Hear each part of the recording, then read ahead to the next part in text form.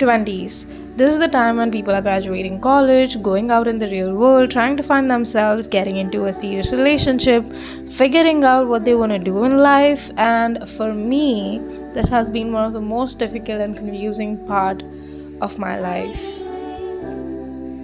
And while I'm feeling lost and confused in life, everyone else seems to be doing fine in life, and not just fine, they seem to be thriving in life. And now you might ask me, how do I know about what everyone else is up to? The answer is social media. Instagram does a great job of fabricating everyone else's life in this whole magical, perfect way. And it always feels like everyone is moving to a new city, going abroad to study, got a new job, got a new girlfriend, boyfriend. And it makes it really easy to compare my life with someone else's life because it feels like everyone has their shit together. Me, on the other end, is struggling with life while everyone else is having so much fun in life, or at least that's what it looks like on social media.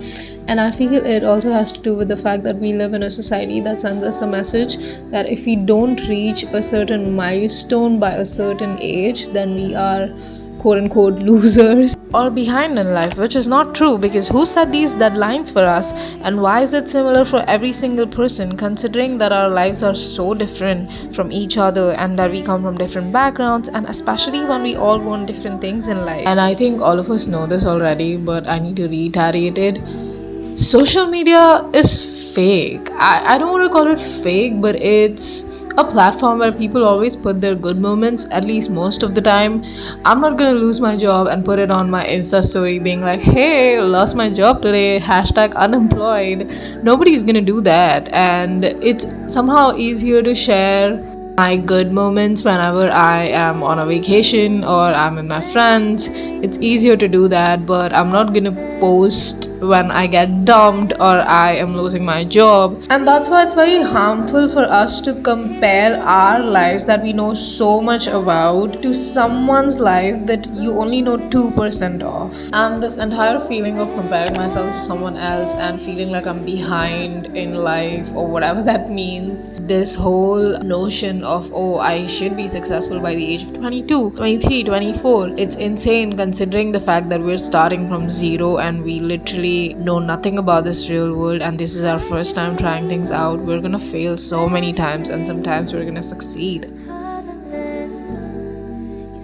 I used to think life is a race and I'm supposed to run as fast as I can and I'm supposed to be ahead of everyone else. Because of this, I started putting my mental health and my physical health below, not even below my work, but on the 10th number on my priority list. And soon I reached my burnout. Who would have guessed? But yes, I reached my burnout, and it was a really bad phase in my life, because once you reach your burnout, you can't even do basic shit, let alone doing big tasks. And in a society where working yourself to death is glorified, I thought this is the way I'm supposed to work. If I'm not working myself to death, that means I'm lazy and I'm not passionate about my goals. And I don't know who put this idea out in the society that working yourself to death is something that's really great and putting your mental and physical health below work is the way to go, but it's really not. Like, these things are not optional. I'll tell you why, because I did do that. I was like, I entered my 20s and now this is the time I'm supposed to work hard, work myself to death. If I'm not doing that, then I'm not hardworking and I'm lazy. But I soon realized that if I keep doing this, I'm gonna fall really sick, and that did happen. I was constantly falling sick. My mental health was going to shit, my physical health was going to shit,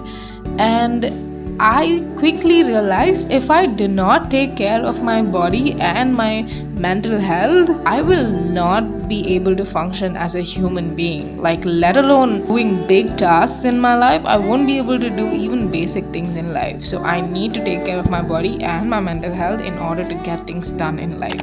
So this whole hustle culture, which says that, oh, you're supposed to work yourself to death and have no boundaries, have no balance, say yes to everything always, is full of shit, because it clearly does not work like that. And I'm telling you from my personal experience, if you're gonna do that, it's not sustainable. You're gonna fall sick, your mental health is gonna go to shit, and then you will not be able to get anything done.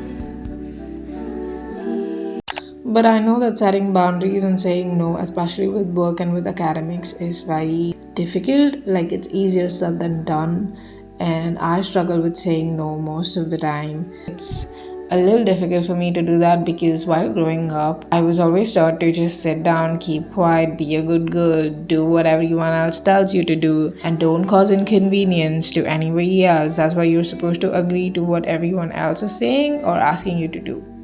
That's something that stuck with me. It made me a people pleaser, and I was a people pleaser for a very long time, to an extent where it used to give me anxiety. I was constantly in my head about how I'm being perceived by the other person. I would just think about, oh, if this person thinks I'm ugly, do I sound dumb? Should I say something smart? Oh, I think this person thinks I don't have a real personality, so I have to develop traits and act a little bit different and make myself look a little bit more presentable. There was so many things that was going on in my head that it used to ruin my quality time with the other person and my friendships and my relationships, because I was constantly in my head, so I wasn't focusing on what the other person is saying. So it really hit me at that time that I need to stop doing this, but it is easier said than done. It took me a long time to stop caring and constantly being in my head about what other people are thinking about me.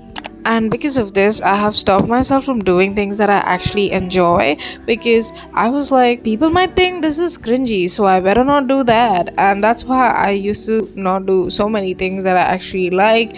And I have always liked making videos. Even as a kid, I would film random shit, and it used to bring me so much joy. That was something that I truly enjoyed. And in 2020, I started making videos again. And during that time, the pandemic was hitting us and the lockdown was imposed, and it was a very dystopian time in everybody's life, and it was so lonely inside these four walls.